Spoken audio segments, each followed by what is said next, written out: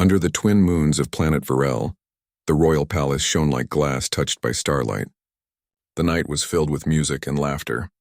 It was the night of the bonding ceremony, when rulers and warriors from across the galaxy came to find their partners, those who would stand beside them for life. Every being in the hall carried pride, excitement, and hope. But on the highest throne, Queen Seraphina sat alone, silent and still. Her eyes, a deep shade of glowing crimson, watched as one by one every soul found someone. Joy filled the hall, but it never reached her. The last of the Varelian vampires, Seraphina had ruled for centuries, and yet no one had dared to reach for her hand. Her people believed her touch carried the power of old blood, too strong, too dangerous, too royal to belong to anyone else. When the final pair left the stage, the hall began to empty. The queen remained where she was, tall and graceful, her long black gown moving slightly in the soft breeze from the windows. The world saw her as untouchable, a being made of power and beauty, not meant to love or be loved. But inside, she was tired of the silence that followed every celebration. She had seen ages pass, empires rise and fall, yet no one had ever stayed beside her. As the lights dimmed, a lone human stood near the edge of the hall. His name was Ethan Vale, an engineer from Earth who had served as part of the peace envoy after the Great Galactic War. He was not noble, not special, and not supposed to be anywhere near the Queen. But he had been helping repair systems in the palace when he saw the ceremony from a distance. Something about the Queen's loneliness struck him deeply. She looked less like a ruler and more like someone trapped by her own throne. When everyone else bowed and began to leave, Ethan didn't move. His heart pounded, but he took a step forward, then another. The guards near the throne noticed and reached for their weapons, but the Queen lifted her hand slightly. "Let him come," she said, her voice soft but clear. Ethan stopped a few feet away and bowed his head. "Your Majesty," he said politely. "I saw everyone find someone tonight. Everyone except you." The words hung in the air. No one had spoken to her so directly in hundreds of years. The nobles watching from the side froze, waiting for punishment to fall on the human who dared to speak to her like that. Seraphina's eyes narrowed slightly, studying him. "And why should that concern you, human?" she asked. Her voice was smooth, calm, and cold. Ethan lifted his gaze to meet hers. "Because it doesn't seem right," he said softly. "Even a queen shouldn't have to sit alone." The hall went completely silent. The guards looked uneasy, but the Queen tilted her head slightly, curious now. "You are not afraid of me?" she asked after a moment. "You know what I am?" He smiled faintly. "Yes, but I've seen real monsters before," he said. "You're not one of them." The Queen stared at him for a long moment, searching his face for fear or mockery. There was none. His eyes were calm and honest, something she hadn't seen in a very long time. Slowly, almost carefully, she rose from her throne. The room seemed to darken as her cloak brushed against the floor, glowing faintly with threads of crimson light. "Do you even understand what you're saying?" she asked. "My touch carries power. My bond could destroy you." Ethan nodded. "Maybe," he said simply. "But maybe it won't. Maybe you just never found someone who wanted to try." Something inside her shifted. It was small, like the sound of a frozen lake cracking under the first warm sun, but she felt it. For centuries she had seen people bow, worship, and fear her, but never someone who simply spoke to her like an equal. She stepped closer, her eyes still on his. "You would risk your life for this?" she whispered. Ethan smiled again. "I'm not risking anything. I'm offering something." The Queen's breath caught. She had forgotten what it felt like to be surprised. Slowly she raised her hand, pale, trembling slightly from hesitation. She half expected him to step back like all others did. Instead, Ethan gently took her hand in his. His touch was warm, steady, and real. The entire hall gasped. A faint glow began to spread from where their hands met, swirling around them in red and gold light. The bond magic that had rejected every suitor before began to stir, responding to something it had never felt. A connection not of bloodline or power, but of choice. Seraphina looked at their joined hands, stunned. "You would bond with me?" she asked, her voice barely a whisper. Ethan met her gaze calmly. "If you'll have me," he said. For a long moment, time seemed to stop. Then the Queen did something no one in that hall had ever seen. She smiled, just a small, quiet smile, but it changed everything. Then perhaps, she said softly, I am not alone anymore. Before anyone could react, a sudden burst of dark energy shook the palace. The tall crystal doors of the hall flew open and a storm of black mist filled the room. From the shadows, deep voices echoed, cold, angry, ancient. You would bind our queen to a mortal? They thundered. The ancient council of her bloodline had awakened. Their forms appeared like ghostly figures floating in the air, their red eyes blazing with fury. You defy our law, Serafina, one of them roared. Your bond will curse the blood of Varel forever. Ethan stepped in front of her without thinking. The blast of energy from the spirit struck him, cracking the metal of his armor. The force pushed him back, but he stayed on his feet. Serafina's eyes widened. You protect me? She whispered, shocked by his courage. He turned his head slightly toward her. Always, he said through clenched teeth. Her heart, once so still and empty, beat for the first time in centuries. She reached forward and touched his shoulder, and power flowed from her into him. Light and strength mixing in a way that had never happened before. The ghostly council hissed in pain, their shapes flickering. You would choose this path, Serafina? The oldest voice said, echoing through the hall. Then know this, if your bond completes, it will awaken forces beyond your control. You both may perish. The queen stood tall behind Ethan, her cloak swirling like storm clouds around her. Then let them come, she said firmly, her voice steady and full of life. I have been alone for too long. The shadows screamed and vanished, leaving only silence behind. The glow around their joined hands slowly faded, but the bond remained. The air was warm again, gentle and peaceful. Ethan looked at her quietly. Guess we made a few enemies, he said with a small smile.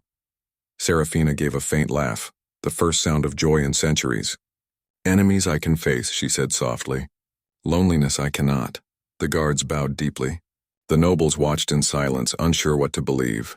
The Queen of Vampires had chosen a human, and the ancient palace, long cold and empty, felt alive again. Later that night, the red moons rose higher, casting their light across the balcony where Serafina stood beside Ethan. She looked at him from the corner of her eye. You don't understand what you've done, she said quietly. Ethan looked at the stars. Maybe not, he said, but I think it's worth finding out. She turned to face him. You may lose everything, he smiled. I already found something better. The news spread across the galaxy faster than light itself. The vampire queen of Varel had bonded with a human. For many, it was impossible to believe. For others, it was something dangerous, a sign that old powers were stirring again. Every planet, every royal house, and every general whispered the same question.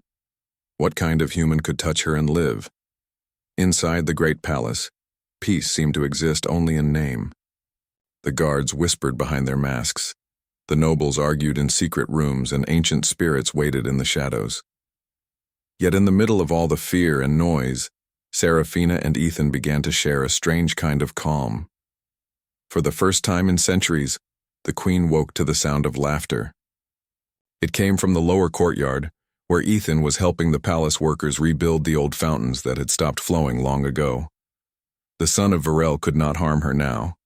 The bond had given her warmth that no one understood. When she stepped outside, she saw him on one knee fixing a broken piece of stone, smiling when the water began to flow again. You do not belong here, she said softly as she approached. He looked up, grinning. Maybe not, he said, but I can help fix what's broken. Even the little things. The queen folded her arms, watching him curiously.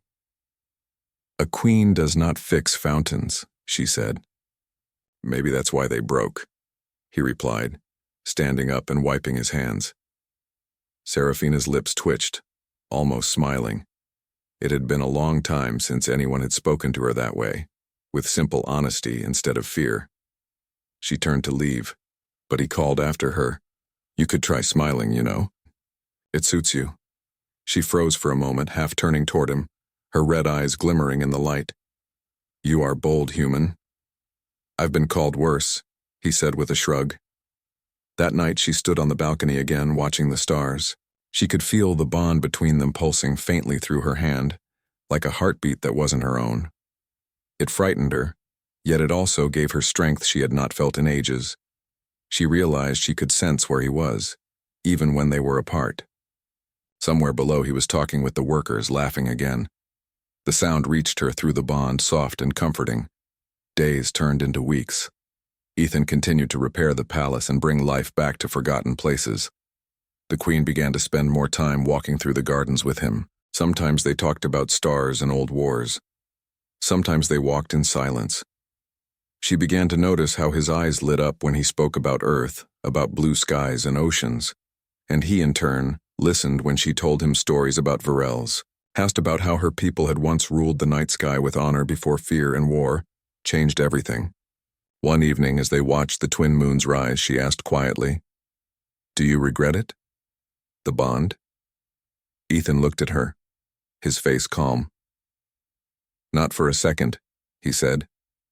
"It gave me something to fight for." Her voice was soft. "You risk your life every day because of it." "Maybe," he said, "but life without meaning isn't living. You've given me a reason to stay." Something deep within her stirred again. The Queen, who had not smiled, not laughed, and not hoped for centuries, began to feel alive. But peace could not last forever. One night, dark clouds covered the moons. The palace trembled as a voice from beyond the stars filled the halls. The ancient council had returned. Shadows spread across the floor, and from the darkness emerged the ghostly figures of her ancestors, the same who had warned her before. "You have brought shame upon the blood of Varel," one of them hissed. "You have bonded with one who does not belong." Serafina stepped forward, her cloak billowing behind her. "You call it shame," she said firmly. "I call it choice." "You have broken the law of your kind," another voice boomed. "Release the human or your throne will fall." Ethan entered the chamber then, standing beside her. "If you want her," he said, "you'll have to go through me." The spirits laughed, a cold sound like metal scraping against stone. "You are nothing," they said. Ethan clenched his fists but stood his ground. Serafina looked at him, her heart heavy with both fear and pride. She stepped in front of him, her power flaring like crimson fire. "You will not touch him," she said, her voice trembling with anger. The spirits attacked, their dark energy slashing through the air. The walls cracked and the floor split open. Ethan was thrown back but refused to fall. He ran forward, reaching her just as a wave of black mist struck. He caught her before she could hit the ground. "You're not fighting this alone," he said through clenched teeth. The Queen's eyes glowed brighter. "Then we fight together." The bond between them flared, golden and red light bursting from their joined hands. The spirits screamed, their shapes dissolving in the light. But the more power she used, the weaker she became. The ancient curse fought back, trying to tear the connection apart. Ethan held her tightly, refusing to let go. "Stay with me," he whispered. "Don't give up now." "I can't," she said weakly. "Yes, you can," he said. "You've carried a whole world alone. Let me carry it with you now." Something inside her broke free. Her heart, once cold and empty, filled with warmth. The bond between them deepened, becoming something stronger than magic. Together they sent one final wave of light through the hall, shattering the curse completely. When the light faded, the spirits were gone. The palace was quiet again. Ethan fell to his knees, breathing heavily, and Serafina knelt beside him. Her eyes, once crimson, now glowed softly gold. "You've changed me," she whispered. "I didn't think that was possible." He smiled, his voice barely above a whisper. "Guess I'm good at fixing things." She laughed softly, helping him stand. "Then fix this world with me," she said. "Not as queen and servant, but as equals." He nodded. "As partners." In the days that followed, the people of Varel began to see their queen differently. She no longer hid in shadows or spoke from a distance. She walked among them, rebuilding her world hand in hand with the human who had dared to touch her.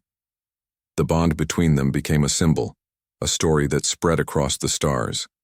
It was said that their light could be seen even from other worlds, a reminder that the strongest power in the universe was not fear or bloodline, but choice. During the next bonding ceremony, the hall was full again, but this time there was no silence when the Queen entered. The people bowed deeply, not out of fear, but out of respect. Ethan walked beside her, his hand gently holding hers. When she stood before the crowd, she said only one thing. I once believed my heart belonged to the night, but now I know. It belongs to the one who showed me the dawn. The hall erupted in applause. The once cold palace was now filled with warmth and life. The two moons shone brightly above the open roof, lighting the faces of those who had come to witness history. As they stood together, Ethan looked at her and smiled. You know, he said softly, I never thought a queen would pick me. Serafina squeezed his hand gently. I did not pick you, she said. You found me. He laughed quietly. Then I guess I'm never letting go.